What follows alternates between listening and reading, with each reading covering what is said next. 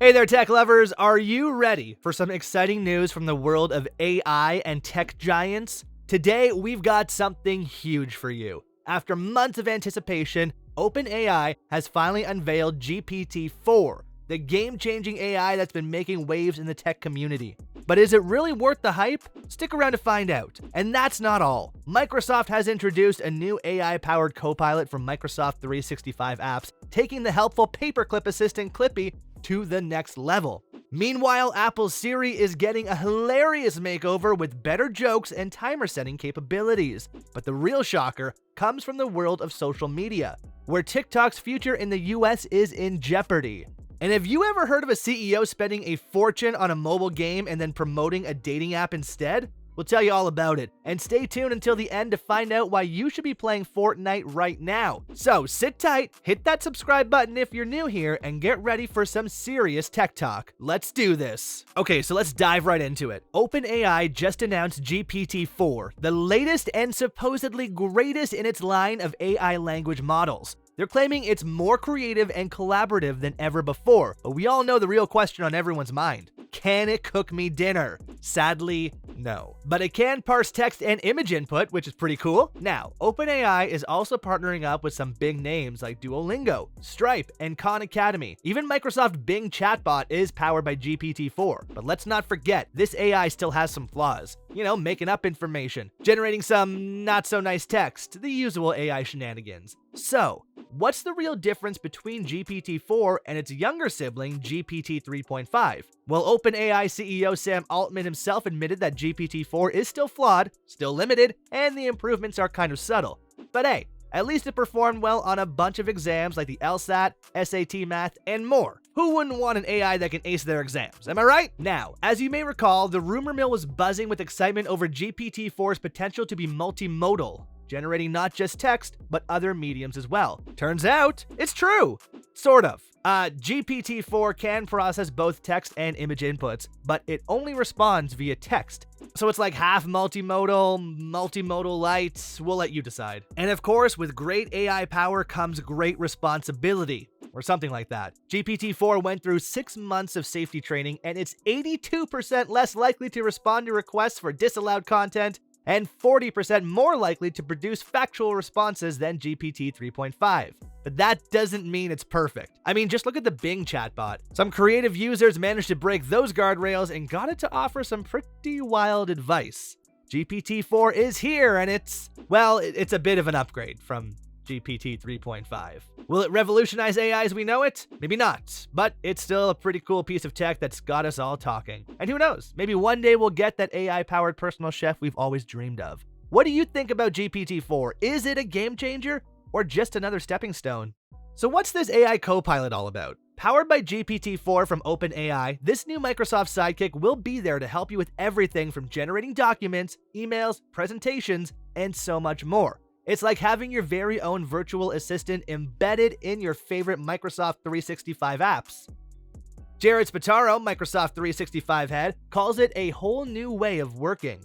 Need a PowerPoint presentation based on your Word document? No problem, Copilot's got your back. Trying to wrap your head around pivot tables in Excel? Copilot's got you covered. The AI is designed to be a chatbot that will appear in the sidebar of your apps, making it super easy to summon whenever you need assistance. But wait, there's more. Copilot is going to make your life even easier by helping you with Microsoft Teams meetings too. It can provide updates on related projects, inform you about recent hires, and even give you the lowdown on coworkers returning from vacation. Now you may be wondering, is it always going to get things right? Well, not exactly. But even when it's usefully wrong, it can still give you a helpful starting point according to Spataro. And hey, we all need that little nudge in the right direction sometimes, don't we?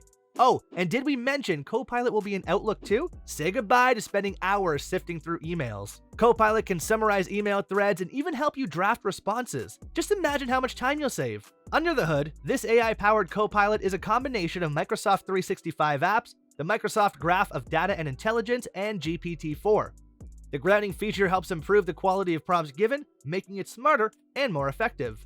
Microsoft CEO Satya Nadella unveiled this groundbreaking AI Copilot during a special event, and it seems like Microsoft is racing to integrate OpenAI's large language models into its 365 suite. But hey, we're not complaining. Bring on the innovation. Of course, with rapid innovation comes concerns about accuracy and security. But don't worry, Microsoft has addressed these concerns, noting their commitment to transparency and responsible AI development. So while there may be some hiccups along the way, Microsoft is prepared to learn from them and keep improving. Microsoft's AI Copilot is taking flight, and it's about to change the way we use Microsoft 365 apps forever. Codenamed Bobcat, Apple is testing new natural language generation features for Siri. I mean, who wouldn't want their virtual assistant to be a bit more, human-like? But what does it mean for you and your devices? Let's find out. Thanks to our friends at 9to5Mac, we know that this shiny new technology is being tested in the latest tvOS 16.4 beta. But wait, there's more. Although the focus right now is on improving Siri, this tech could eventually spread across all of Apple's operating systems. How cool is that? So far, Apple is just using the natural language generation for Siri to tell jokes on Apple TV. But hey, you gotta start somewhere, right? They're also dabbling with using it for timers. Imagine Siri counting down with a funny twist. You might be wondering, can we expect these features in other devices? Well, hold your horses. Although the code for these features is included across iPhone, iPad, Mac, HomePod, and Apple TV, it's only enabled on Apple TV right now, but who knows what the future holds. Now, let's not get carried away. Just because Apple is testing natural language generation for Siri, it doesn't mean they're building their own GPT-like chatbots.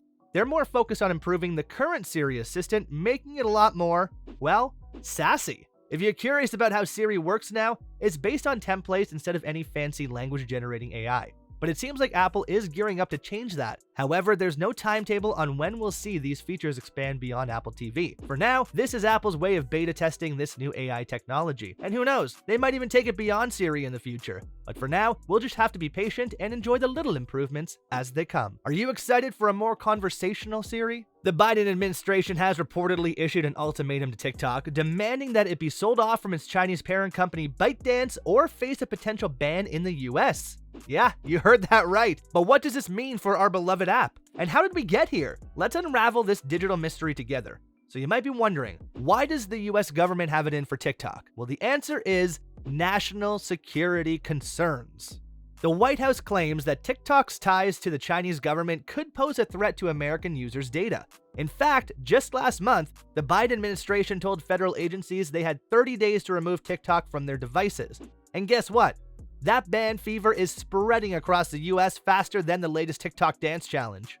And if that's not enough, the US government is now working on a bill that would grant the Secretary of Commerce the power to ban foreign companies if there are national security threats.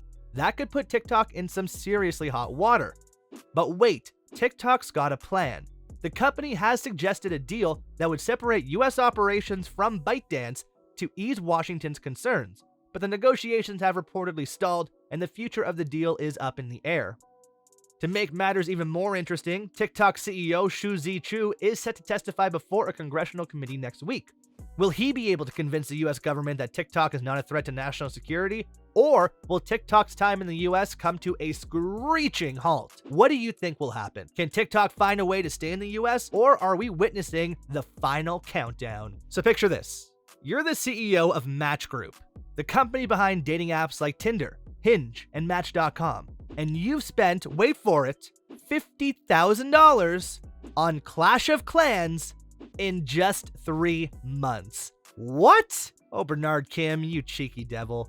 During an online dating summit, Bernard Kim decided to drop this mind-blowing anecdote while comparing the elasticity of dating at Tinder versus mobile games. And guess what? He didn't even try to hide his shame. In fact, he admitted that all he got from this massive spend was a really amazing wall. A wall, folks. Now, before we start wondering why he's admitting this, let me remind you that Mr. Kim used to be in charge of Zynga and was a senior vice president at EA's mobile publishing arm. 2 companies that love getting you to buy in-game items. But now, he's switched gears and is all about dating apps. So after mentioning the slowdown in mobile games, he swiftly jumped into promoting Tinder and its literally endless rewards. He even compared his Clash of Clans wall to meeting his wife on Tinder, saying that finding love has an immeasurable reward. Smooth, Bernard, smooth. And look, as someone who also met my wife on Tinder, I get it, but let's be real. The point of his story was to convince investors and analysts to choose Tinder over Clash of Clans, not to share a romantic tale. So was it a weird flex? Absolutely. But was it also a cautionary tale about the addictive nature of mobile games?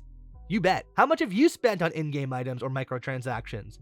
And do you regret it? Oh, and why should you be playing Fortnite right now? Tap on this video up next to find out exactly why.